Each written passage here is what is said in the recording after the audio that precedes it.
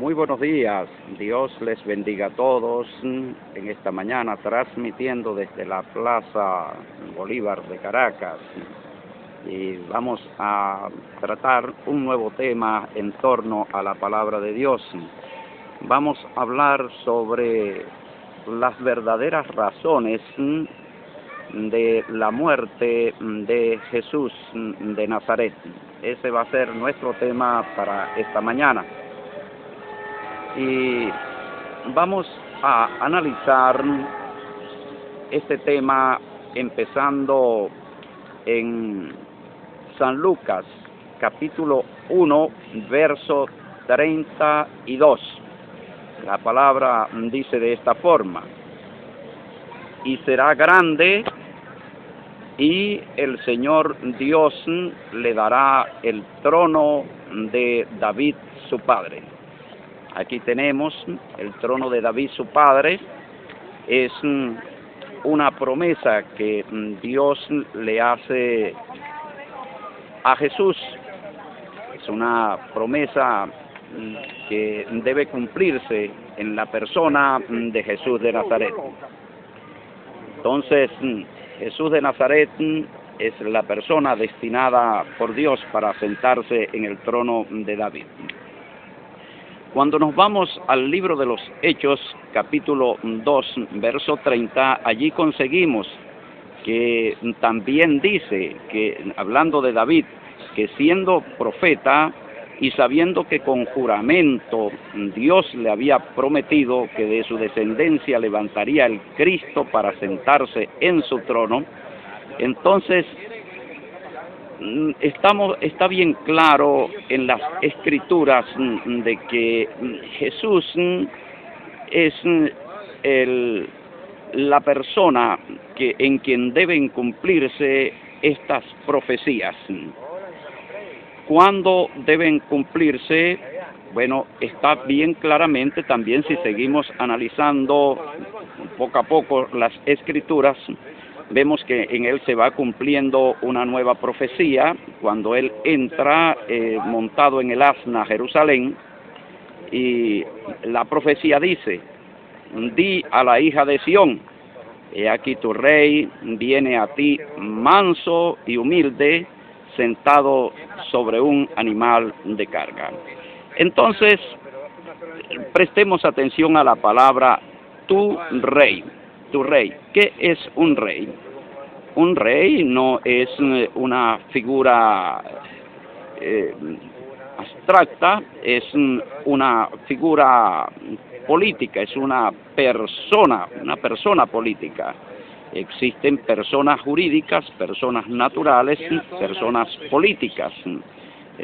David es una persona natural, pero rey no es una persona natural, sino una persona política.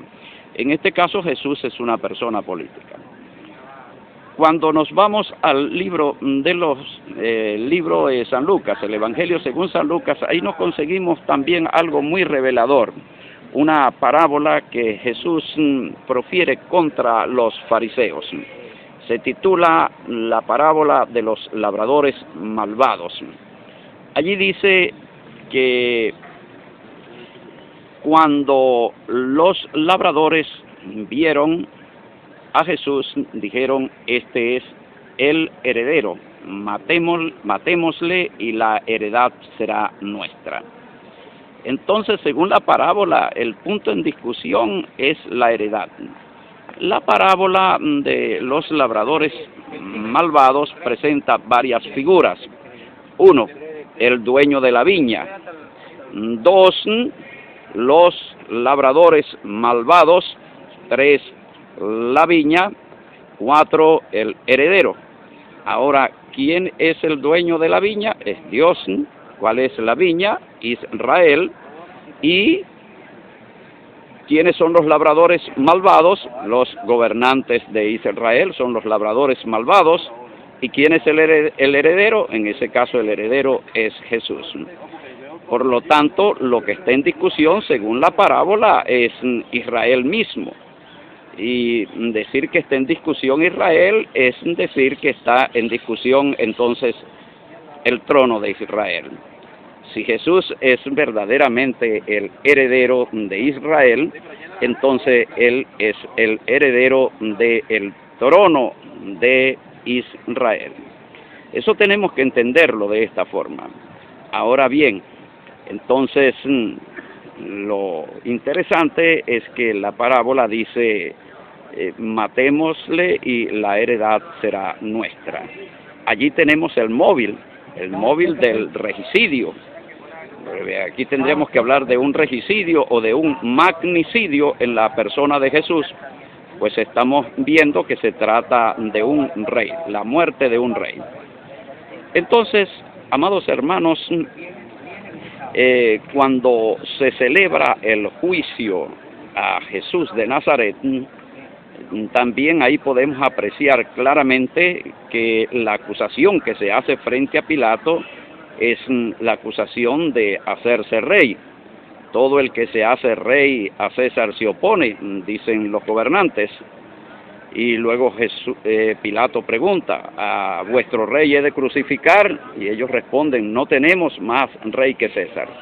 Entonces, es claro que todo el juicio tiene este contenido, tiene esta acusación. Cuando nos vamos a el Sanedrín, el juicio que se está celebrando en el Sanedrín contra Jesús, no es un juicio puramente religioso.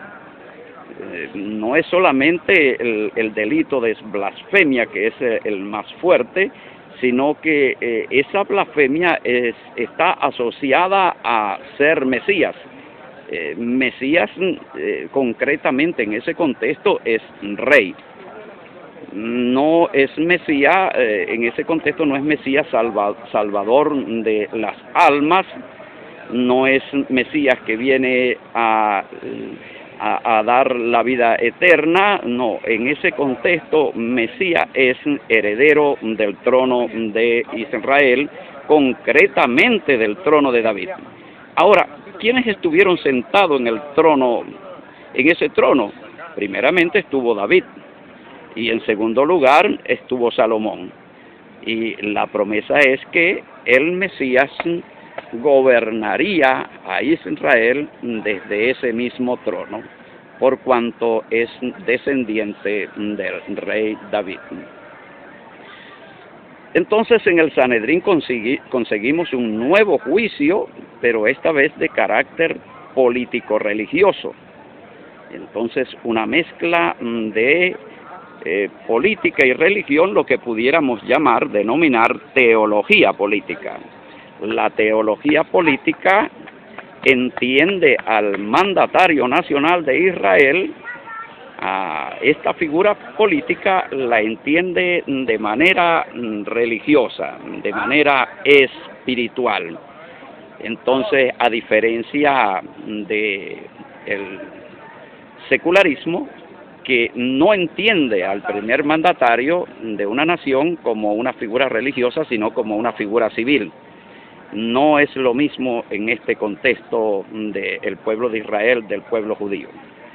Bien, el Imperio Romano era quien podía decidir en ese contexto quién podía ser rey y quién no podía ser rey. Por lo tanto, el que Jesús reclamara en herencia el trono de Israel, pues significaba un grave delito de insurgencia contra el Imperio Romano, contra el derecho romano.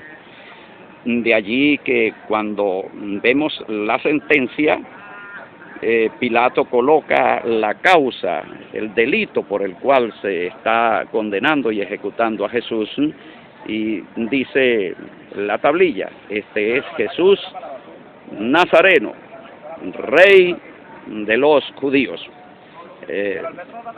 La ejecución es una ejecución que estaba dirigida a los insurgentes, los sediciosos, sobre todo a los esclavos rebeldes, es la muerte de cruz.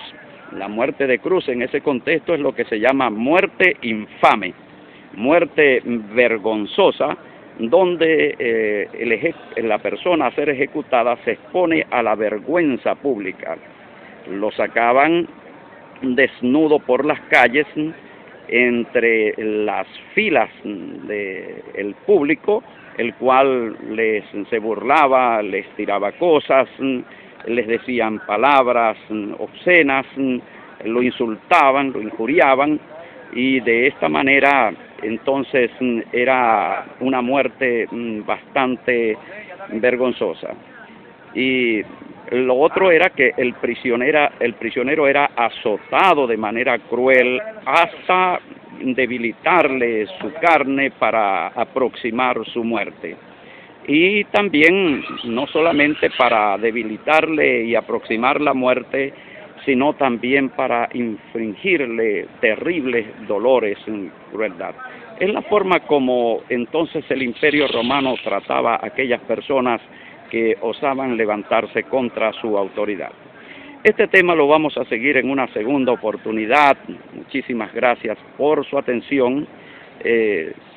Si quieren, pueden visitar nuestro sitio web en internet en www.tovczla.blogspot.com.